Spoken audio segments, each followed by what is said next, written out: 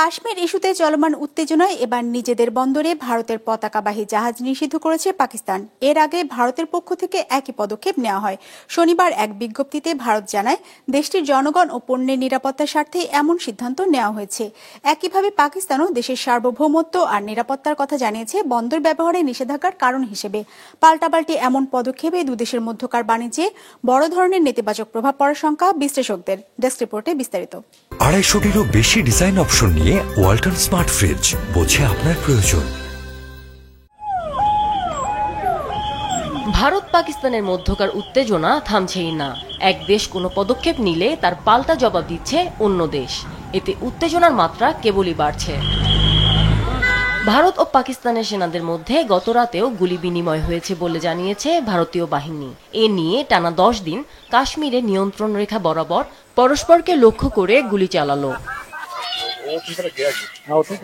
এদিকে ভারতের সীমান্ত রক্ষী বাহিনী দেশটির উত্তরাঞ্চলীয় রাজ্য রাজস্থানের আন্তর্জাতিক সীমান্ত থেকে এক পাকিস্তানি রেঞ্জারকে আটক করেছে বলে দাবি করেছে, তবে তার পরিচয় প্রকাশ করেনি।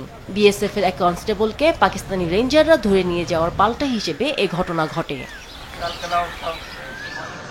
এদিকে পাকিস্তানের বিরুদ্ধে হামলা বা যে কোনো কঠোর ব্যবস্থার জবাবে ভারতের ওপর পারমাণবিক অস্ত্রসহ পুরো সামরিক অস্ত্রাগার নিয়ে ঝাঁপিয়ে পড়ার হুঁশিয়ারি দিয়েছেন রাশিয়ায় নিযুক্ত পাকিস্তানের রাষ্ট্রদূত মোহাম্মদ খালিদ জামালি। শনিবার রুশ গণমাধ্যম আরটিকে দেয়া সাক্ষাৎকারে তিনি বলেন, ইসলামাবাদের কাছে বিশ্বাসযোগ্য গোয়েন্দা তথ্য আছে পাকিস্তান ভূখণ্ডে সামরিক হামলা চালানোর পরিকল্পনা করছে ভারত।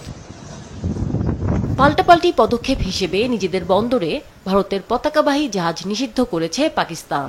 এর আগে ভারতের পক্ষ থেকেও একই ধরনের নিষেধাজ্ঞা দেয়া হয়। শনিবার ভারতের জাহাজ চলাচল বিষয়ক বিভাগের মহাপরিচালক এক বিবৃতিতে জানান, পাকিস্তানের পতাকাবাহী জাহাজকে ভারতের কোনো বন্দরে প্রবেশের অনুমতি দেয়া হবে না। সেই সঙ্গে ভারতের পতাকাবাহী জাহাজ পাকিস্তানের কোনো বন্দরে যাবে না।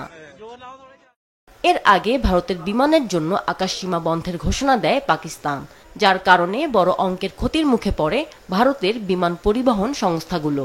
এবার বন্দর ব্যবহারে নিষেধাজ্ঞার সিদ্ধান্তে দুদেশের আমদানি রপ্তানি বাণিজ্য বড় ক্ষতির মুখে পড়ার শঙ্কা জানিয়েছেন বিশ্লেষকরা।